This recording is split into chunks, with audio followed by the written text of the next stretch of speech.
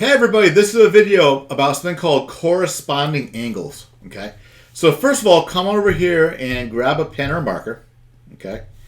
And let's talk about corresponding angles. So notice how we have two lines that are parallel, okay? And then another line that travels through those parallel lines, right? So this line here is called transversal, okay?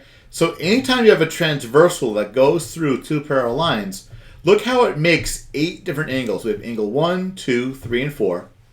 And then 5, 6, 7, and 8. And notice how angle 2, let's circle angle 2.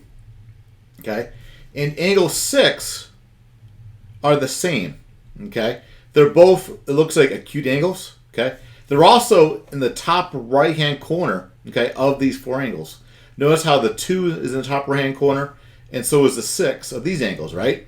So angles 2 and 6 are both corresponding. All right, come over here and grab another color. And this time, let's circle the 1.